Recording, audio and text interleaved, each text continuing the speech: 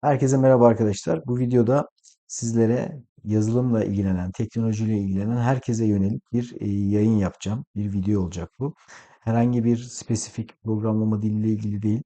2026 yılına yaklaştığımız şu günlerde bizi neler bekliyor? İş bulmak için artık yapay zekanın çok böyle popüler olduğu şu dönemde ve giderek daha da popüler olacağını tahmin ettiğimiz 2026 yılında bir yazılımcıyı, bir programcıyı ne bekliyor, ne yapmalı? İş bulmak için ne gibi yeni fikirlere sahip olmalı? Bundan bahsedeceğim ya da neyi değiştirmeliyiz? Klasik yazılımcı, programcıya göre. Şimdi bunlardan bahsedeceğim. Bunlardan bahsederken de arkadaşlar birkaç tane aslında önemli internette makaleden de bahsedeceğim. Son dönemde yayınlanmış bu konuyla ilgili. İşte Harvard Business Review var. Ondan sonra Anderson Horowitz'in sitesi var. Bir de Stack Overflow'da yapılan bir anket var. Yeni yapılan bir anket ve binlerce, on binlerce programcı, yazılımcıyla yapılmış bir anket. Yapay zeka ve yazılımla ilgili. Buna ek olarak bir tane daha yine popüler teknolojiyle ilgili sitede yazılan bir makaledeki konuları da hani kısaca söyleyeceğim. Gerçekleri onlar da yazmışlar. Tahminleri, bu işi profesyonellerinin yaptığı batıdaki tahminleri ve beklentileri, gerçekleri yazmışlar. Bunlardan kısaca bahsedeceğiz arkadaşlar. Yeni başlayanların ya da işin ortasında olanların iş bulma aşamasında ne gibi değişiklikler yapması lazım, neler yapması lazım, bundan da bahsedeceğim. Ki bunu işin başındaysanız dinlemeniz, duymanız daha önemli. Şimdiden hazırlığınızı yapın. İşin sonundaysanız, yani son sınıfta falansanız da bir an önce başlayın bu tarz değişiklikleri yapmaya hayatınızda. İş bulmak için, çünkü çok değişti süreç. İş bulma süreci çok değişti arkadaşlar. İlk size bahsetmek istediğim Harvard Business Review'da bir makale var arkadaşlar. Şu an ekranda gördüğünüz AI tools make coders more important, not less diyor. Yani burada direkt Harvard Business Review'un bu makalesinde, bakın tarihini de buradan, 19 Aralık 2025, çok yeni bir makale. Yani AI araçları, yapay zeka araçları yazılımcıları daha kıymetli ve önemli hale getiriyor. Önemsiz hale getirmiyor. Daha önemli, aksine daha önemli hale getiriyor diyor. Yapay zekanın yazdığı kodu, tabii ki kendi yazdığınız kodları da, programcının, yazılımcıların yazdığı kodlarıyla beraber yapay zekaya da yazdırılan kodlar olacak. Onların doğru ve sağlam çalışmasını kontrol etme ekstra görevi geliyor yazılımcımıza. Yani yapay zekaya kod yazılacak ama bu yazılan kodlar doğru mu, değil mi? Bunları kontrol etmek gerekiyor. Bunun için de tabii çok sağlam bir background'unuzun olması gerekiyor. Sağlam yazılım bilmeniz gerekiyor. Yani yazılım bilmek yine şart. Ben bazı işte YouTuber'ları görüyorum. Yazıyorlar işte yazılım bilmeye gerek yok, artık yazılım bitecek falan. Böyle bir şey yok. Yazılım mutlaka bileceksiniz, bilmeniz gerekecek. Çünkü yapay zekada halüsinasyon dediğimiz bir olay var. Halüsinasyon görüyor. Yani yanlış şeyler yazabiliyor. Siz bir şey istiyorsunuz, tam tersini yazabiliyor. Fark etmiyor yani. Sizin istediğinizi tam anlamıyor. Yanlış yönde şeyler, çıktılar üretebiliyor. O yüzden mutlaka birinin bakması lazım ki, kaldı ki her şeyi de yazamıyor bir yapay zeka. Biliyorsunuz savunma sanayi projelerinde falan yapay zeka kullanmak imkansız. Neden? Çünkü dışarıya kapalı ortamlar. Oralarda kendi içinizde kod yazmanız lazım. Hala mesela bir C++'ın önemi, yazılım C++ yazılımcısının önemi hala artarak devam ediyor. Tabii ki diğer kapalı ortamlarda kullanılan Java'dır, C Sharp'tır, bu tarz dillerin de önemi devam ediyor. Her yerde yapay zeka kullanılmıyor. Bunu bilelim. Bazı şirketler de kullanmıyor, yani bilerek, hani yapay zeka, çünkü siz oraya bütün bilgilerinizi veriyorsunuz. El eleme bağırıyorsunuz ChatGPT, oradan cevap geliyor. Ama ticari şirketler, yani artık, yani hani nasıl diyeyim size, böyle hani güvenlik sistemleri çok önemli olmayan şirketler, ticari yazılım yapanlar kullanıyorlar. Sonuna kadar kullanıyor onlar. Web sitesi yapan yazılımlar, ticaret sitesi yapanlar kullanıyorlar. Çünkü bunlar artık dünyada çok kullanılan şeyler. Ama mesela bir savunma sanayi projesinde zaten ChatGPT size yeteri kadar destek veremez arkadaşlar. Çünkü bu bilgiler ChatGPT'ye de yüklenmiyor. Şimdi mesela bir roketin, bilmem neyin, füzenin gittiği işte algoritması, kodu, modu, bunu mesela el eleme koyduklarını düşünüyor musunuz siz? ChatGPT bunu alabilir mi? Alamaz. Yani ChatGPT'nin içine baktığınız zaman bu tarz kodları göremezsiniz. Görseniz de iki kere düşünmek lazım bence. Yani böyle bir kodu gördüğünüz zaman, bana yaz bakalım bir şeyin, işte radarın kodunu yaz dediğiniz zaman, yazdığı zaman onu iki kere düşünmek lazım. Çünkü oraya normalde koymaması lazım. Mesela Lockheed Martin diyelim, Northrop Grumman, Amerikan firmaları var. İşte Raytheon, onların kodlarını tutup da vermezler ChatGPT'ye. ChatGPT nereden kod alıyor? Aldığı yerler arkadaşlar Stack Overflow'dur. Google'ın GitHub, işte Microsoft GitHub'dır. E, Google'ın sayfalarıdır. Buralardan alacak kodu. Yani açık, open, açık kaynaklardan open source kodları alacak. Bunlarda da tabii ki ağırlıklı olarak ticari yazılımlar ve üniversitelerde yayınlanan makaleler falan olabilir bunlar. Hani ileri seviye teknoloji bilgisi nerede olabilir? Üniversitelerin yazılan makaleler olur. Oradaki kodlar olabilir. Bunları alabilir ama ticari böyle hani endüstriyel kodlar alamaz. Yani düşünün şöyle, bir BMW'nin, bir Tesla'nın kaynak kodlarını verir mi? Savunma sanayi bir kenara bırak. Geçtim artık onu. Uçağı, savaş uçağınız füzesini geçtim. Yani bir ticari bir arabanın kodunu da alamazsınız. Araba yazılımı, arabanın içindeki yazılımları falan, bunları da bulamazsınız. Yine bunları oturup geliştireceksiniz. Yani sizin ya da işte bulunduğunuz şirketin o kendine ait kodları olacak.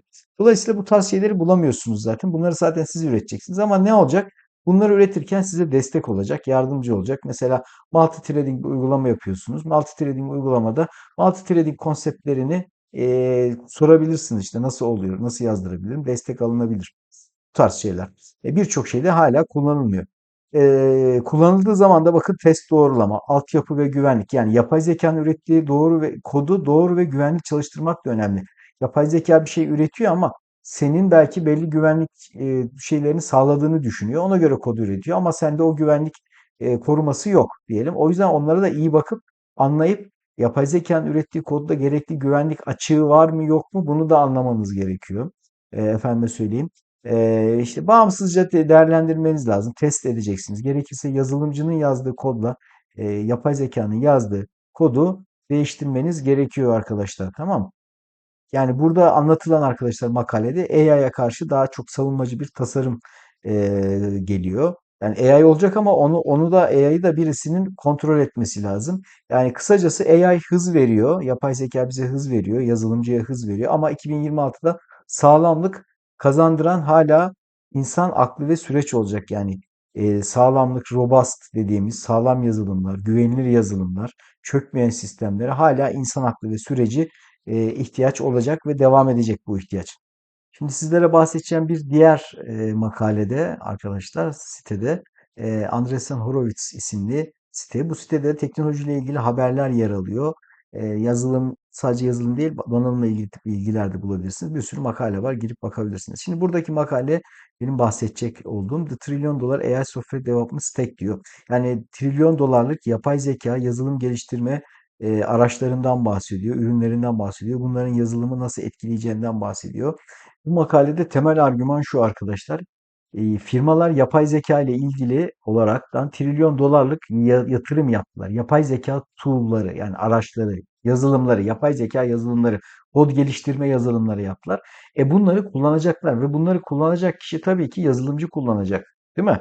Yani bunları kullanarak yazılım ürettirecek. Neticede bu kadar milyar, trilyon dolarlık yazılım araçları, yazılım geliştirme araçları tabii ki yapay zeka destekli yaptılarsa bunları da kullanmaları gerekir. Bunları da kendi kendine kullanamayacağına göre yazılımcıya ihtiyaç olacak. Yani bu tarz araçları kullanan yazılımcı aranacak.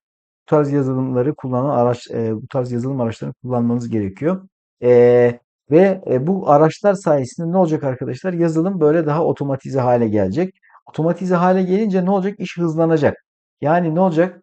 Artık devasa bir yapay zeka yazılım pazarı, araç pazarı oldu. Burada işte asistan, yapay zeka asistanları var. İşte kod yazarken size böyle hani asist yapıyor. İşte kodu oraya şunu yazabilir miyim diye tak diye getiriyorsunuz, yazıyorsunuz, işte biliyorsunuz. Bu tarz araçlar var piyasada çok sayıda. Artık giderek de sayısı artıyor. Agentlar var, otomatik oluşturuyor. Yazılımların işte mesela login kısmı otomatik oluşturuluyor vesaire.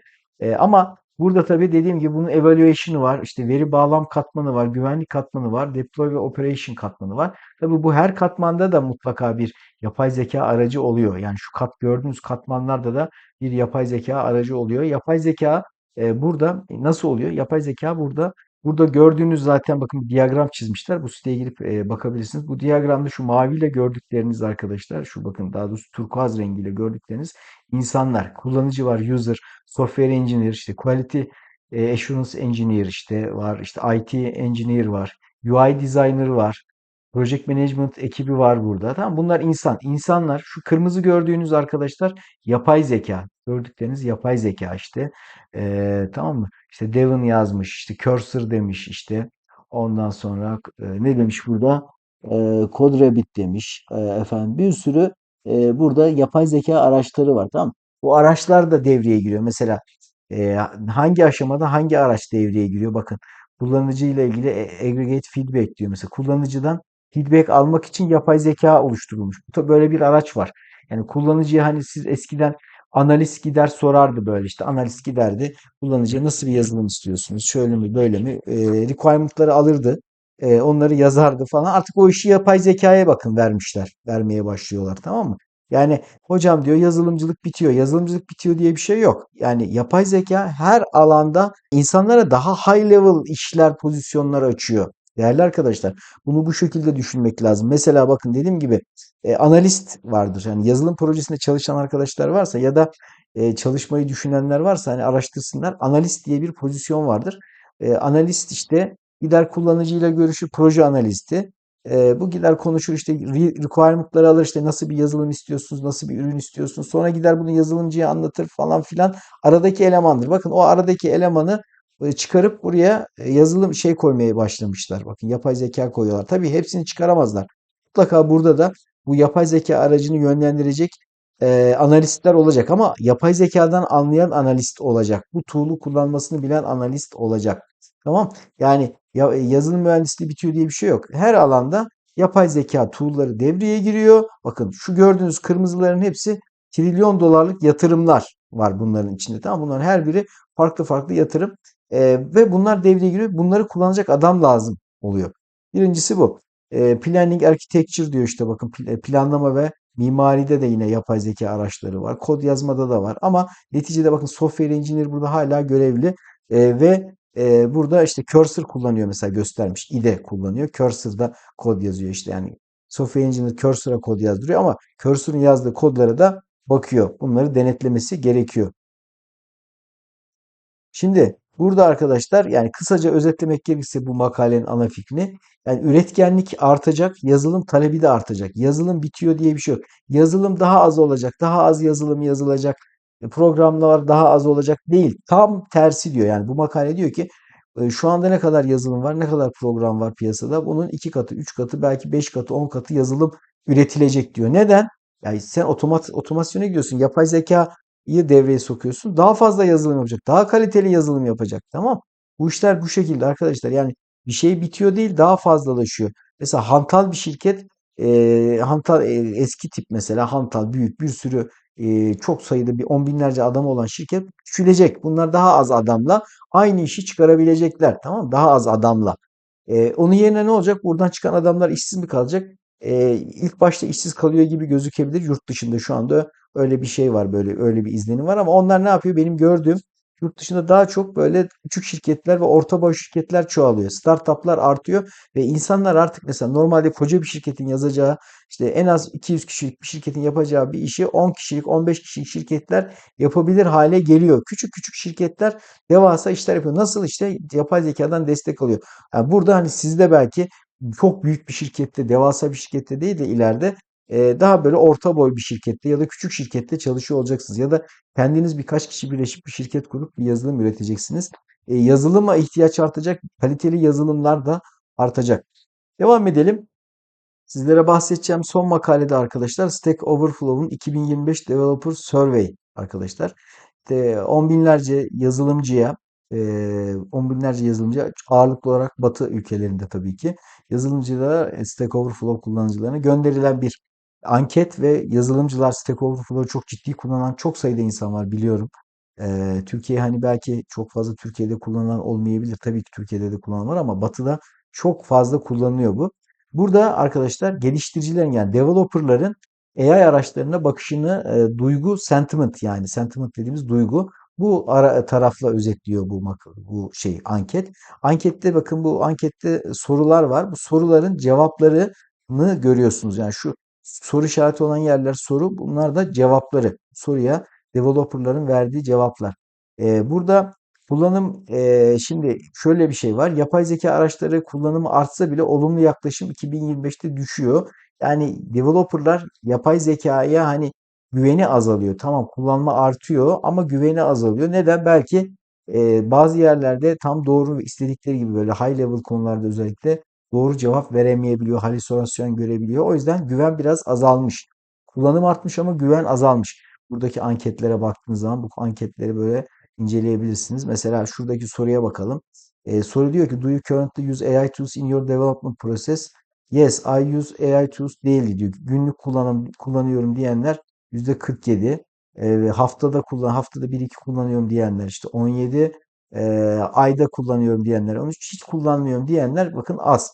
Evet bakın %20 hiç kullanmıyorum ya da yani çok az kullanıyorum diyor. %80 kullanıyor.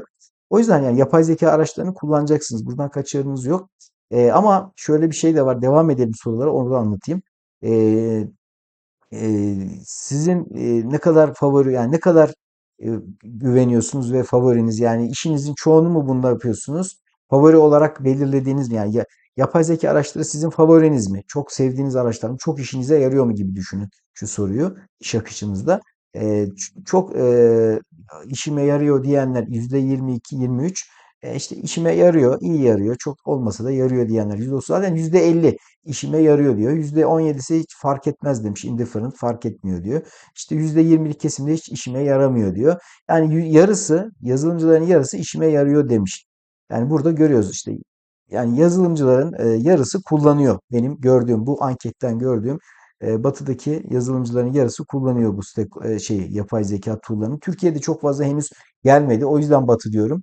Türkiye'de arkadaşlar hani bunları tabii ki Türkiye'de Google, Microsoft, Facebook ayarında bir şirket olmadığı için dev tek şirketi, tek company dediğimiz Silikon Vadisi şirketleri olmadığı için Türkiye'de savunma sanayi şirketlerinde de zaten böyle şeyler kullanılmıyor. O yüzden ne diyoruz arkadaşlar? Türkiye değil bunlar daha çok Batı. Batı'daki Türkler olabilir belki. Hani oradaki Türkler de belki ankete katılmışlardır ama bunlar Batı ülkeleri. Avrupa ve Amerika gibi düşünebilirsiniz. Belki Hindistan'ı da işin içine katabilirsiniz bir miktar. Ama ağırlıklı Avrupa, Amerika diye düşünün. Şimdi burada diğer anketteki bir tane soru ilgimi çekti benim. How much do you trust diyor. Yani yapay zeka araçlarının çıktılarına ne kadar güveniyorsunuz diyor. Bakın bu kritik arkadaşlar. Burası kritik. Bakın yani bu anketi şey olarak düşünmeyin işte.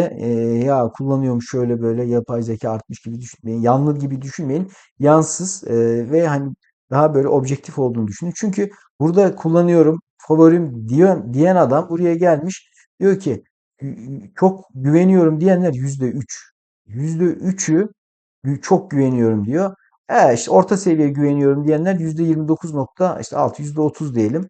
%3'ü çok çok güveniyor. Yani %33'e düşmüş güven.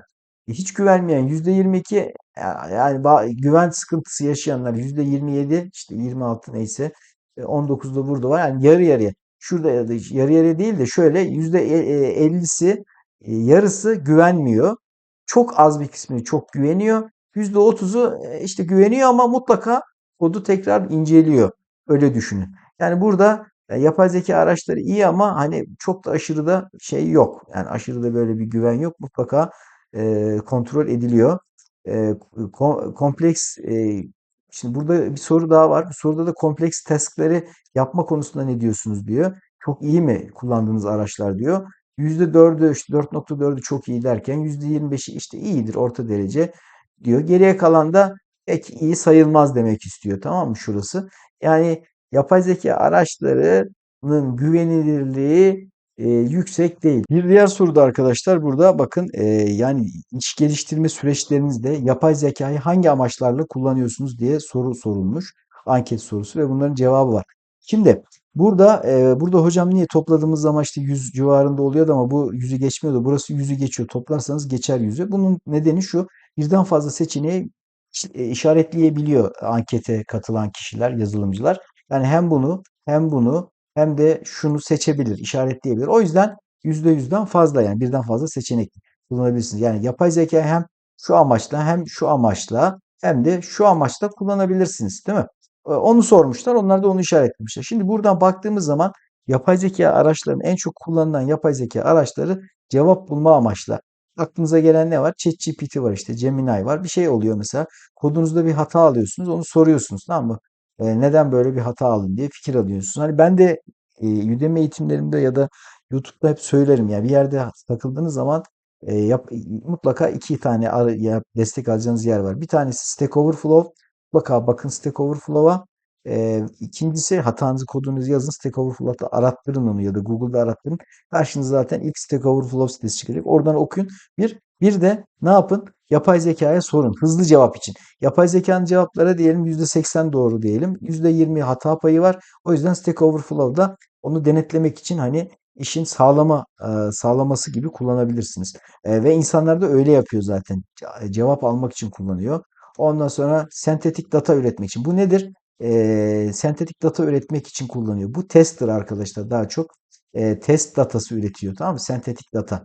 Tamam, kastı bu. Test datası için kullanılan %35,8. Yani en çok kullanılanlar cevap almak için ChatGPT'ye, bir, ikincisi de sentetik data üretmek için arkadaşlar. Sonra geriye kalan şeyler var. Kod yazdırmak için ne kadar kullanıyor derseniz, bakın çok az. %16,9, 17 diyelim. %17'si normal kod yazdırıyor. %18'i de test kodu yazdırıyor. Geriye kalan kullanmıyor. Tamam. Proje planlaması için de kullanan varmış. Düşünün yani. Bakın, proje planlaması, review, kod review vesaire. Tamam, bunlarda da kullanılıyor arkadaşlar. Dokümantasyonda da. Ama en çok kullananlar bunlar. Cevap alma. Sizler de mutlaka arkadaşlar yapay zeka araçlarını anlamadığınız yerler olursa sorabilirsiniz. Direkt bir eğitmen var gibi karşınızda size cevap verir. Sağlamasını yapmak için de Stack Overflow'a bakın. Burada diğer şeylere de bakarsınız arkadaşlar. Bunları inceleyin sizler de. Farklı şeyler de var. Burada en çok cevap almak için kullanılıyor. Gördüğünüz gibi en çok tatmin edilen, satisfaction dediği, yazılımcıları en çok tatmin eden, mesela bir hata alıyor. O hatayı anlayamıyor. Mesela hemen ChatGPT'ye sorduğu zaman kendi aldığı kod, kendi hatasını, çözümünü, cevabını alıyor. Ya da bir şey yapacak. İşte bunu nasıl yapabilirim? Şunu mu kullanayım, bunu mu kullanayım gibi bir öneri alıyor. Bu şekilde en çok kullanılan aşama bu. En az kullanılanlardan bir tanesi arkadaşlar, görüyorsunuz ama writing code diyor. Kod yazdırmada çok az kullanılıyor. Yani kullanan var tabii ki ama neticede yazılımcı hani kendi yazmak istiyor kodu. Belki de yazdırıyor bir kısmını ama kendi düzenliyor. O da oluyor genelde. Yani kodu yazdırıyor yapay zeka ama üzerinde değişiklik yapıyor. Bu şekilde. Şimdi genel olarak yapay zekanın bizlere yardımcı olduğunu hani hepimiz kabul ediyoruz arkadaşlar. Bu kesinlikle hani kimsenin inkar edemeyeceği bir şey. Ama yapay zekaya bütün bittiği işler, her şeyi yapay zeka yapacak. Bu geçersiz. Bunun geçersiz olduğunu hani siz kendiniz de düşünerek bulabilirsiniz. Mesela düşünün, mesela C Sharp konusunda C Sharp dersleri yapıyoruz son dönemde, canlı güncel çekiyoruz. Bu C Sharp ile ilgili mesela bir sürü şey yapabilirsiniz. Mesela atıyorum, en basiti Unity. Unity uygulaması yapıyorsunuz diyelim. Unity'de arkadaşlar, mesela Unity bir framework. Asetler var, bir sürü ne var? Kamera hareketleri var, şu var, bu var, tamam mı? Bir dizayn var. Yani sizin onu görüp o kameranın bakış açısını görüp ayarlamanız lazım. Tamam mı? Asetleri bulup bir yerden almanız lazım ya da kendiniz üreteceksiniz ya da parayla satın alıp yükleyeceksiniz. Belki bir veri tabanı işin içine girecek. Veri tabanı kuracaksınız, haberleştireceksiniz.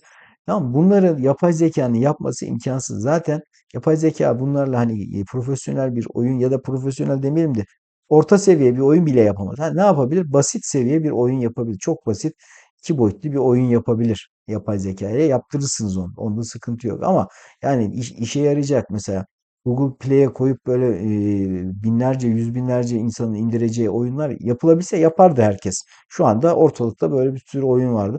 Yok, mümkün değil. Mümkün de olamaz zaten. İnsan işin içine giriyor değil mi? Asetleri bulup, yani insan tasarım, böyle göz zevki, sizin hani burada ne devreye giriyor? Oyun bilginiz. Sizin mesela daha önce oyun oynadığınız, daha önceki gördüğünüz oyunlardan kendi fikirleriniz, özgün tasarımlarınızı yapmak gerekiyor. İşte bu tarz şeylerde yapay zeka devreden çıkıyor, insan devreye giriyor. Tamam mı? İnsan devreye giriyor. Oyunu siz daha önce oynadığınız yüzlerce oyunda mesela gördüğünüz bir dinamiği, başka oyunlarda gördüğünüz bir dinamiği kendi oyununuzda da uygulamak istiyorsunuz belki. Değil mi? Bunu yapay zeka, böyle bir estetik açısı yok. Yapay zeka daha önce yazılmış şeyleri bakıyor, onları böyle en popüler olanı seçip koyuyor. Ama siz kendinize özgü bir şey getireceksiniz ortaya. Değil mi? Bunları yapamıyor yapay zeka. Ve bunu hani mümkün değil yapması. Mesela şu görüntüde de Bu robot resmi mesela daha önce yapılmış robotların bir karışımı şeklinde bir robot çizmiş buraya ama belki benim kafamdaki robot böyle değildi. Tamam mı? Bunu hani anlatmanız falan filan hani burada tamam görsel oluşturmak için bu şekli mesela yapay zeka ile yaptırdım. Bunu görsel oluşturmak için birkaç promptla denerim. 3-5 defa denerim bulurum ama bir Unity projesinde mesela Unity'de oyun yaptırıyorsunuz. Onu mümkün değil. Bana şu aseti ya o aset falan yapamaz yani. Tamam o asetleri gidip satın alacaksınız ya da kendiniz yapacaksınız. Ya da o asetleri kullanma, kameranın açısını ayarlama, perspektif yapay zekada yani bu şekilde bir şey yok. Mesela diyorlar Hollywood'un yerini alacak diyorlardı bundan 2 sene önce, bir sene önce. İşte yapay zeka film yapıyor. Hollywood'da artık yapar. O da mümkün değil. Yapay zeka ile işte şu anda 5-10 saniye, 20 saniyelik videolar oluşturuluyor ama neticede 5 saniyelik videoda bile yapay zekadaki yani yapay zekanın yaptığı videolarla normal gerçek videoları ayırt edebilecek durumdayız hala. O 5 saniyelik video bile mükemmelleşemedi ki sen bunu 90 dakikalık yapacaksın. Çok çok çok uzun zaman var daha o işler için arkadaşlar. Şimdilik evet yapay zeka ile ilgili genel hani bilgimiz bu. Şeyimiz görüşümüz bu. 2026'da yapay zeka araçlarını kullanın mutlaka. Kullanmaya devam edin. Cursor vesaire öğrenin, kullanın. ChatGPT zaten mutlaka kullanın. Gemini falan. Mutlaka sorun, destek alın. Bunları mutlaka kullanın. Cursor falan da öğrenin. İyi olur. Artık yapay zekayı hani bilmek eskiden bir ekstra avantajdı. Şimdi avantaj değil bir gereklilik. Yani CV'sinde yapay zeka araçlarını kullanmayı biliyorum diye yazmayanı zaten işe almıyorlar. Yani bunu belirtmeniz lazım. Şimdi evet, evet iş konusuna gelince de arkadaşlar artık yeni bir dünyada teknolojinin yapay zeka ile evrildiği yeni dünyada iş bulmak için neler yapmalıyız? Artık iş bulmak daha zorlaştı. Gerçekten hani daha yüksek kabiliyet istiyorlar sizden. Yani bir yazılımcı, junior yazılımcı, bir senior yazılımcı gibi beklentiler oluşuyor. Ama bunun nedeni de şey işte, bu yapay zeka araçlarıyla kendini geliştirmiş olmanı bekliyorlar senden. Senin yapman gerekiyor ona. Yani bundan işte üniversiteleriniz sizi hazırlıyordu. Evet, bundan 3 sene önceki, 4 sene önceki mezundan beklentilerle şu anki mezundan beklentiler çok değişti, arttı arkadaşlar. Arttı. Neden? Çünkü yapay zeka araçları çıktı. Kendini geliştir, yenile. Sizden beklenti o. Üniversiteler bu işte çok geri kaldı. Açık konuşayım. Tüm dünyadaki üniversiteler geri kaldı. Çünkü siz 3 sene, 4 sene üniversitede okuyorsunuz. Okuduğunuz üniversitedeki bilgiler siz mezun olduğunuz zaman geçersiz kalıyor, eski kalıyor. Yeni bilgiler geliyor. O yüzden üniversitede öğrendik. Tamam diploma güzel, mühendislik bakış açısı ya da yazılımcılık, programcılık bakış açısında edindiniz. O tamam dursun bir yerde ama diplomanız olsun mutlaka. Ama siz mutlaka kendinizi geliştirin. İşte YouTube'da böyle izleyin. Bu video gibi videolar izleyin. Ya da Udemy gibi, Coursera gibi kurslardan kurs alıp o kurslara bakın. Ki benim de kurslarım var. İndirimli alabileceğiniz kursların linkini, web sayfasının linkini açıklama kısmına koyuyorum. Oradan benim kurslara da bakabilirsiniz. Ama bunun dışında sizler arkadaşlar yapmanızı tavsiye ettiğim, herkesin de tavsiye ettiği benim geçenlerde bir yabancı üniversite çok popüler. Amerika'nın böyle ilk üçe giren üniversitelerinden bir tanesinde bir oturum vardı, konuşma vardı. Onu dinledim. Bir konuşmacı geldi, konuştu ve işte orası bir sürü üniversite mezun, son sınıf, üçüncü sınıf öğrencileri dinliyor bunu. Hocanın dediği şu, yani siz diyor bilmeniz gereken iki şey var. Bir tanesi diyor çok iyi diyor temeliniz olacak diyor. Yani çok iyi bileceksiniz temeli diyor. Mesela biz de hani anlatıyoruz ya C Sharp programlama derslerinde diyor ya çok iyi temel vereceğim size bu C Sharp ile ilgili ama. Python istiyorsanız benim Python kursuma kaydolacaksınız. C++ istiyorsanız YouTube'da var bir miktar ama ileri seviye istiyorsanız Udemy'deki e, benim kursuma kaydolabilirsiniz. Yine indirimli kayıt linkleri var. Açıklama kısmında videonun. Kendinizi geliştireceksiniz arkadaşlar. Çok sağlam temeliniz olacak. Mülakatta soracaklar size işte. Size programlama ile ilgili işin temellerini soracaklar. C Sharp'sa C Sharp, C++'sa C++, Java ise Java. Bunları soracaklar size. Temelini. Object Oriented konularını soracaklar. Tamam mı? Encapsulation nedir diyecekler. Tamam, bu bilgileri sahip olmanız lazım bir kere. Birincisi bu diyor. İkincisi de diyor şunu bilmeniz lazım diyor. Yabancı bu dediğim yabancı üniversitede anlatan konuşmacı şunu söylüyor buradaki öğrencilere. Bunlar dediğim gibi Amerika'nın ilk 3 üniversitesinden gelen öğrenciler. Bunlara dediği şu arkadaşlar. Yeni eğer yeni mezunsan işe gireceksen diyor işte sana diyor o şekilde diyor işte burada şöyle ne olur temel soruları sorarlar ama diyor sana böyle diyor işte problem çözdürmek yerine böyle daha çok yani problemlerle boğuşacağına, o vaktini oraya harcayacağına diyor. Birkaç tane proje yap diyor adam. Birkaç tane proje yap. Bunu GitHub'a koy diyor. GitHub'a koy bu projelerini. Kodlarını o kişiye mülakat sırasında anlat ya da başvuru sırasında o GitHub projeni koy, başvuruna yaz, öne çık bu projeyle diyor. İşverenin dikkatini çek diyor. Tamam mı? Gerçekçi bir proje olsun diyor. Bu böyle uyduruk bir şey olmasın diyor. Gerçekçi, mümkünse gerçekçi bir şeye çözüm olsun diyor. Adamın dediği bu, tamam mı? Ve ilgisini çeksin diyor. Karşıdaki insanların ilginizi çeksin vesaire diyor. E, Ve yani bu sizin aklınıza gelen herhangi bir şey olabilir, bir proje olabilir. Yapın. Bir şeyler yapın. Hangi dil? Java ise Java, C Sharp ise C Sharp, Python ise Python. Tamam mı? Unity ise Unity. Yapın mutlaka. Bir oyun yapın Unity ise. Tamam mı? Python'sa bir makine öğrenmesi, yapay zeka uygulaması yapın. Tamam mı? Atıyorum hisse fiyatlarını tahmin uygulaması yapın. Hisse fiyatlarını bakın tahmin edebilecek misiniz? Ya da işte Bitcoin onları tahmin ettirmeye çalışın. Hani tahmin ettir ben de işte adam kişinin ilgisini çekin. Tamam mı? Yani mülakatı yapan kişinin ilgisini çekin. Oradan soruları alın. Adam size tutup böyle ileri seviye sorular soracak mutlaka. Soracaktır mutlaka. Sormak isteyecektir ama siz onun da tabii kısıtlı bir vakti var. O vakti projeyle öne çıkarın. Deyin ki bakın benim böyle bir projem var. Adamın ilgisini çekin ve adam o projeden soru sorsun size. Böylece ya bir sürü konu var çünkü yazılımda arkadaşlar.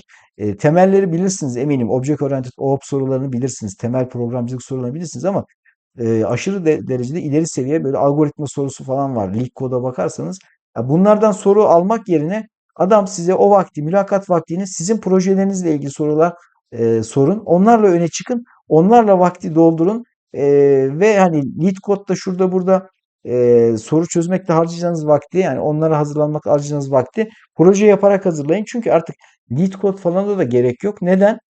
Yapay zeka çıktı artık. İstediğin algoritmayı yazdırıyorsun. Lead code'daki soruyu kopyala yapıştır yapay zeka çözüyor. Onun yerine projeyle öne çıkın. Mesela Unity'de bir proje yapın. Asset bulun, kendiniz yapın ya da satın alın, koyun. Oyunda o asset'i kullanın, kamerayı kullanın. Değil mi? Web sitesi yapın. Web sitesinde tamam mı? Web sitesi yaparken yapay zekadan destek alabilirsiniz ama içinde kendi özgün fikirlerinizi kullanın. Mesela bir makine öğrenmesi algoritması kullanın, modülü kullanın. Orada bir şeyi tahmin ettirin. Web sitesinde kullanıcıya hani otel rezervasyonu değil de daha böyle hani işin içine yapay zekanın da katıldığı birkaç tool'un veri tabanının şunun bunun katıldığı tamam mı? Image processing belki olacak işin içinde özgün projeler yapın. Bunları GitHub'a koyun, CV'nize koyun, öne çıkın. Bu şekilde öne geçin arkadaşlar, tamam mı? Benim bir tane kursum var. Şurada göstereyim arkadaşlar. Bakın C++ ile projeler. Bakın şu kursun Qt projeleri. Şu kurs. Bu logosu. Linki şurada bunun normalde. İndirimli satın alma linki. Mesela bakın C++ ile projeler benim kursum. Bu kursum arkadaşlar bu kursu izleyip iş bulan arkadaşım bana teşekkür etti daha sonra. Yani bu kursta ben ne yapıyorum? C++ ile Qt projesi yapıyorum. Ve bunu zaten burada da belirtiyorum. Bu Qt proje, örnek bir iki tane proje yapıyorum. Bu projelere benzer kendiniz proje yapın diyorum. Şöyle açalım videosunu. Sesini kısalım. Yani burada zaten bu C++ ile yaptım bunu ama farklı dillerde de bunu yapabilirsiniz arkadaşlar. Bakın burada Qt kullanarak C++ bir otel yönetim sistemi basit bir şey. Şimdi C++ tabii C Sharp'a Java'ya göre daha zor bir dil. Ve hani işin içinde pointerlar olduğu için burada bir GUI projesi yapmak çok daha böyle cafcaflı ve kişilerin ilgisini çekiyor.